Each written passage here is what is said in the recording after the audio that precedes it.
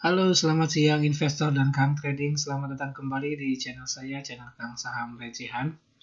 Ya, di siang ini di jeda pasar hari Rabu, ya tanggal 15 Juli ya 2021. Sedikit saya ingin mengajak Anda berdiskusi di kolom komentar. Ya, uh, untuk menyampaikan pendapat saya tentang tips waktu trading saham di indeks saham LQ45 bagian 1. Ya. Kenapa saya bikin bagian 1 terlebih dahulu? Karena nanti saya akan bagi menjadi beberapa bagian, di mana bagian-bagian ini saya ambil berdasarkan harga saham di emiten di indeks LQ45. 10 emiten pertama ini adalah harga saham dengan harga di bawah Rp1.000 ya. Jadi nanti kita bisa melihat pola kapan kita masuk, kapan kita take profit, dan kapan kita keluar, dan lain sebagainya. Sambil menganalisa, mempraktekkan ilmu bandarmologi yang sudah Anda dapatkan di berbagai channel informasi YouTube, internet, blog, grup, dan lain-lain. Nah, kali ini saya sedikit ingin membuat disclaimer terlebih dahulu bahwa cara atau informasi yang saya sampaikan ini mungkin saja tidak sepenuhnya benar, ya. Dan apa namanya? Ini bukanlah rekomendasi ajakan untuk membeli emiten yang saya sebutkan nanti, karena pada dasarnya semua emiten saya sebutkan, ya. Saya ingin menyampaikan bagaimana cara masuknya saja, berapa lama durasinya, dan lain sebagainya. Ya, yang pertama saya ingin disclaimer bahwa buat saya pribadi trading di saham LQ45 itu lebih cocok di interval waktu mingguan atau bulanan. Ya, sehingga agak sulit menemukan transaksi yang cocok ya, yang kita bisa profit harian. Beli sore jual pagi atau beli pagi jual sore agak sulit ya, kecuali memang kita menyempatkan waktu paling tidak 12 jam atau 8 jam untuk standby melihat layar monitor pergerakan pasar. Ya, sedangkan saya pribadi dan mungkin ada juga yang memang tidak sempat melihat atau memperhatikan pergerakan pasar dari pagi hingga sore. Saham yang pertama yang akan saya sampaikan, yang pertama adalah saham dengan harga terendah di pasar LQ45, yaitu Pakuwon atau emiten dengan kode PWPON ya.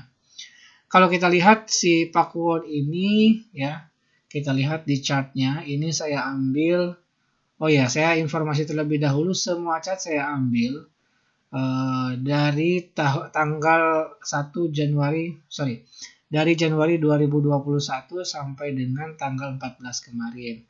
Ada juga memang yang bulan Mei, bulan Juni, ya tergantung, nanti saya akan jelaskan. Nah, kalau kita lihat Pakuwon ini cocok sekali memang di trade secara bulanan. Kenapa? Karena pergerakan bandar bisa dilihat kurang lebih sekitar 2,5 bulan nih, dari sebelum Februari berakhir setelah pertengahan April. Ya, kurang lebih sekitar 2,5 bulan, di mana Anda bisa ikut distribusi atau take profit di sini di pertengahan pergerakan bandar atau di 1,5 bulan ya. Nah, Pakuwon ini memang sama seperti emiten properti lainnya, cukup terimpact ya, terimbas akibat COVID ya. Daya beli yang mungkin rendah, kemudian dia harus memberikan keringanan kredit dan lain sebagainya kepada konsumen. Ya, namun Anda bisa melihat, jadi dari interval ini, berarti kita bisa patok bahwa Pakuwon ini cocok diambil untuk mid terms 3 bulan ya. 3 bulan di mana bisa take profit di 1,5 bulan atau di pertengahan pergerakan saham, bisa di sini ataupun di sini kalau ini. Itu yang pertama. Kemudian emiten yang kedua yaitu emiten Medco ya, atau Medco Energi. Ini adalah emiten minyak dan gas bumi ya, di mana emiten ini juga sangat fluktuatif ya, karena tergantung pasar atau harga minyak dan gas dari luar negeri ya, secara internasional ya. Kalau misalnya harga minyaknya naik, sahamnya rata-rata ikut naik. Kalau misalnya turun, sahamnya pun turun ya. Secara logika cukup masuk akal, tapi agak cukup aneh ya. Mungkin karena memang biaya operasional dan pendapatannya juga berkurang. Kalau kita lihat Medco ini, lihat di chart ini, pergerakannya kurang lebih dari akumulasi hingga dengan markdown, ini sekitar 2,5 bulan ya. Nah, dan kita bisa ikut distribusi atau take profit di sekitar interval 1,7 bulan atau 1 bulan lebih ya. 1 bulan kurang lebih seminggu lebih lah atau 2 minggu ya di sini ya. Jadi ini berdasarkan histori dari Januari ya, 2,5 bulan, kemudian 2,5 bulan juga naik ya, pergerakannya seperti itu. Nah, di yang landai ini kebanyakan memang bandar sedang akumulasi ya, atau memang sideway ya, pergerakannya hanya retail saja. Ya, ini Medco. Kemudian yang ketiga yaitu saham Era Jaya atau kodenya Era AA ya. Saham retail alat elektronik ini memang juga sangat terpengaruh terhadap sangat terimpact maksud saya oleh COVID ya. Banyak sekali mall ataupun toko yang tutup ya akibat kebijakan lockdown ya. Lockdown ala Indonesia ya. Dari bulan Januari kalau kita lihat di chart ini pergerakannya, kalau kita lihat di chart dari poin sini sampai dengan dia markdown hingga kembali akumulasi itu kurang lebih sekitar 2,5 bulan. Kemudian take profitnya sama seperti yang sebelumnya, itu bisa dilakukan di pertengahan pergerakan bandar ya. Kemudian yang selanjutnya adalah SMRA atau Sumarekon ya. Ini properti ya, properti juga sama kayak Pakuwon ya. Kalau bedanya adalah kalau Sumarekon ini pergerakannya agak sulit untuk dilakukan per bulan ya.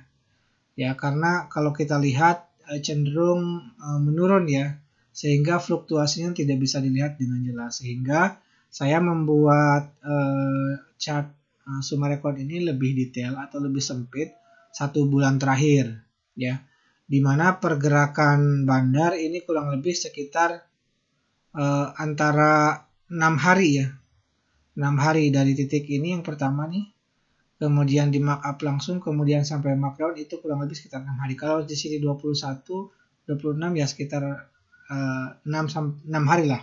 Sama juga dengan titik yang selanjutnya yaitu di titik sini sampai ke sini ini kurang lebih sekitar 6 hari. Ya, artinya Anda bisa kalau misalnya mau trade di sini jangan lebih dari 6 hari atau memang bisa dibablas sampai 12 hari ya. Untuk titik masuk dan titik keluarnya tinggal sesuaikan saja dengan chart yang secara real time ya. Seperti itu. Ya. Kemudian selanjutnya yaitu MNCN, ini adalah emiten dari Haritanu Group ya, atau MNC Group. Ini khusus untuk media dan juga percetakan ya, tepatnya ini media televisi MNC yang punya TV-nya yaitu misalnya RCTI Global, kemudian iNews ya, dan televisi digital yang lainnya. Nah, kalau misalnya kita lihat pergerakannya cenderung menurun MNCN ya. Sentimennya mungkin sudah habis ya diberitakan. Jadi kalau kita lihat pergerakan secara chart tahunan ini terus menurun. Nah, makanya saya lihat pergerakan perhariannya di mana ini kurang lebih sekitar 6 sampai 7 hari pergerakannya, tapi sangat sedikit ya. Sangat sedikit sehingga mungkin kalau istilahnya interval atau jarak cuannya ini juga sedikit ya. Dari misalnya kalau anggap aja ini 900 ke 1000 pun tidak nyampe gitu ya. Untuk saat ini, mungkin untuk yang kedepannya akan sedikit berbeda. Namun Anda bisa dapat mencatat bahwa untuk MNCN ini pergerakannya rata-rata 6 hari ya. Seperti itu. Kemudian selanjutnya adalah emiten PTPP. PTPP ini adalah emiten konstruksi ya, yang konon katanya PTPP ini mendapatkan proyek dari pembuatan ibu kota baru di Kalimantan. Ya, ini masih belum jelas ya. Keputusan pemindahan ibu kota pun mungkin sangat mustahil ya menurut saya. Ya, karena kepemimpinan yang akan datang belum tentu bisa merealisasikan apa yang direncanakan pemimpin saat ini. Nah, kalau kita lihat PPP ini hampir sama dengan emiten sebelumnya. Kurang lebih sekitar 6 sampai 10 hari pergerakan fluktuasinya ya, dari markup atau dari setelah dia akumulasi sampai dengan markdown. Dan tipis ya, tidak terlalu tinggi ya. Jadi mungkin cuannya juga sedikit ya, kecuali dengan volume yang atau lot yang cukup besar. Kemudian selanjutnya adalah emiten properti kembali, yaitu CTRA atau Ciputra Development ya, sama seperti Pakuwon dan juga yang sebelumnya. Ini saya harus melihat secara detail harian 1 bulan terakhir, di mana pergerakannya ini antara 6 sampai dengan 7 hari. Ya, kalau kita lihat sama seperti ini ya. Kemudian yang ini juga sama. Ya, 6 sampai 7 hari. Ya. Artinya ini sebetulnya bisa mingguan gitu, bisa masuk misalnya di tergantung ya tanggalnya masuknya, misalkan hari apa, ini bisa disesuaikan nanti. Hari Senin atau hari Kamis. Oke, kemudian masih di properti, yaitu BSD ya. Untuk BSD sendiri sama seperti yang sebelumnya, yaitu Ciputra. Pergerakannya itu antara 6 sampai dengan 7 hari juga. Bedanya dia mungkin agak sedikit lebih tinggi ya dari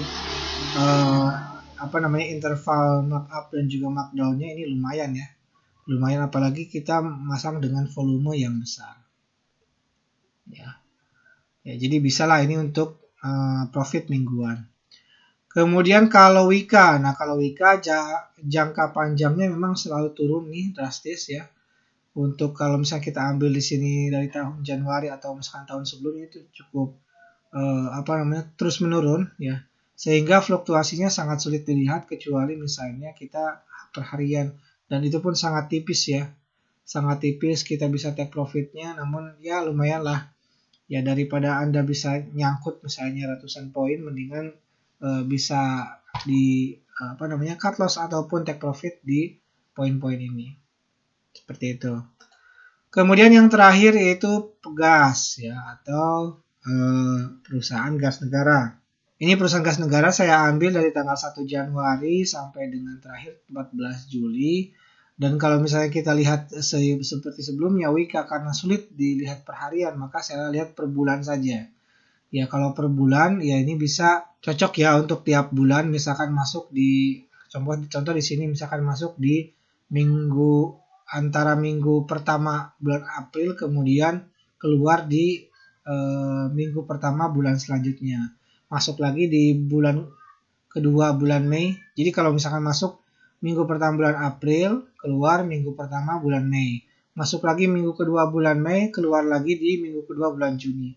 Nah, disinilah letak take profitnya nanti ya. Bisa di mana saja ya. Asal kita bisa memprediksi pergerakan bandar. Nah, itu saja informasi dari saya untuk tips waktu masuk trading di saham LQ45 bagian 1. Semoga informasi ini bermanfaat untuk Anda. Salam cuan.